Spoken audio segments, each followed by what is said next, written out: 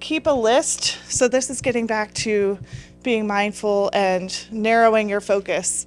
If you keep a list of the things that you want, that you know you need, keep it short. If you're I don't know, if you're short on time, but even if you're not short on time, I try to keep like 2 to 3 specific items in my head at any time that I'm kind of constantly looking for. Like, think about what brands fit your personal style. If I'm shopping for work clothes, I'll go for Ann Taylor, and if I'm shopping for children's librarian clothes, which are different, I'll go for the quirkier shops. Setting a goal is helpful too, like how much are you willing to spend, and how many items do you want to look for. Like if you would like to redo your entire wardrobe and make 90% of your wardrobe thrifted, it's probably not a great idea to go in and say, I'm going to buy 50 items today. Like, you're not going to have a great time that day. It's probably not going to work. Let's see. Some examples of goals are like, I'm looking for a really cool worn out denim jacket, or I don't want to spend more than $50 today, or I'm not going to buy something only because it's cheap.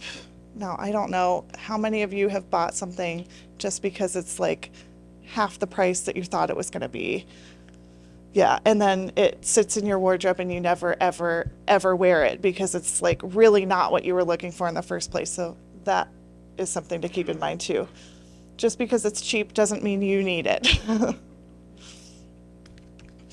And be extra mindful of item quality. I talked about this a little bit with our fast fashion brands. If the seams look like they're going to tear immediately, don't buy it. It's not going to last you unless it's for like a Halloween costume or something. It's not going to do what it's meant to do. So check all the seams, examine buttons and zippers. How many of you have bought something with a button and then you get home and you can't button it because there is no button? Yeah. Check for stains and rips and tears and other holes. Do a quick smell test. Does it smell funky? Sometimes you can get the funky smell out and sometimes you can't. So that's a personal judgment.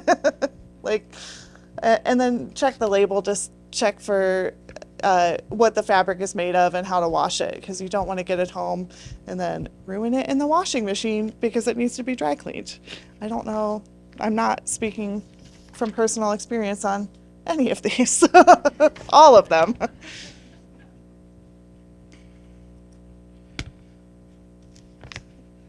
So decide how much work you're willing to put back into each item.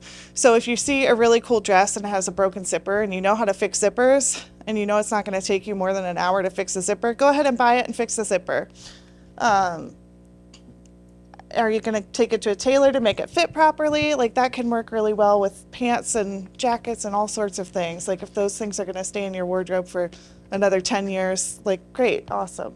Are you willing to sand out scratches on wooden furniture? Then buy that piece of wooden furniture. Do you not care that it has scratches on it because you know your kids are going to scratch it up anyway? Buy that piece of wooden furniture. That's fine. This is a dresser that my neighbor refinished, and we purchased it from her. And she bought it at a thrift store, and then I bought it from a garage sale. So these things are moving through, sometimes moving through lots of different people until they find their right place. Try on items before purchasing. So I don't normally do this, but if you want to do that, you wear comfortable, flexible clothing. You can try on. Lots of thrift stores don't have changing rooms anymore post-COVID. So if you wear leggings, and a t-shirt, you can throw on a dress over that and see if it fits you. If you're not going to do that, it's helpful to take your measurements at home and then take your measuring tape with you to measure the clothes when you get there. It's also helpful to take your measuring tape with you when you're buying furniture, which is something that I had to learn at one point. And it's helpful, too, to take that measuring tape with you if you're buying for somebody who's not with you. If I'm buying for my kids and I know how tall my kids are, I can take that and, like, make sure it's going to fit them before I drop too much time or money on it.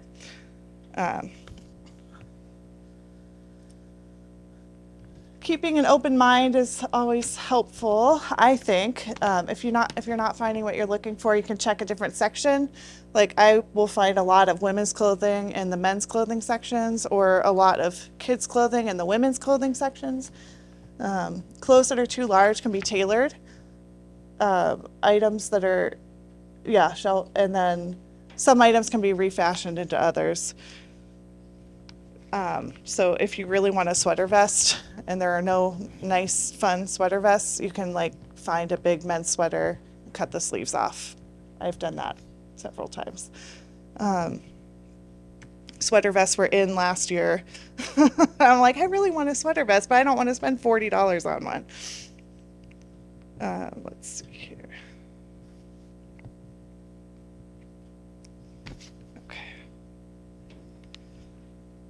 Don't buy it if you don't love it.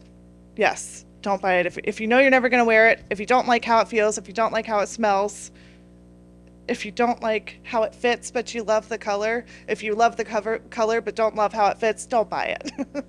You're not going to wear it. So this is some repurposing that we've done in our home. You can use sheet music covers to make artwork. These are just like cheapy poster frames that we put the music into. And then if you find a great piece of art and it comes with a really ugly frame, put it in a different frame. It'll turn out pretty nicely.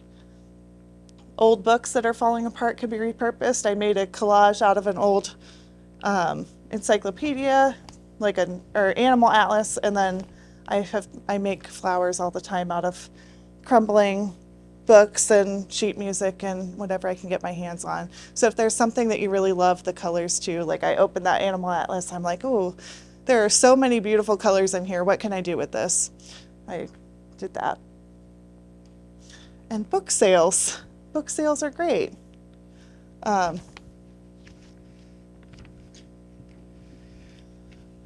Plan to spend some time there. It's going to take you time to go through item by item by item. It's going to take you time to launder everything when you get it home. It'll take even more time if it needs to be tailored or taken to the dry cleaner. And wash everything before you wear it. Check the tag and make sure it doesn't need to be dry cleaned before you throw it in the washer.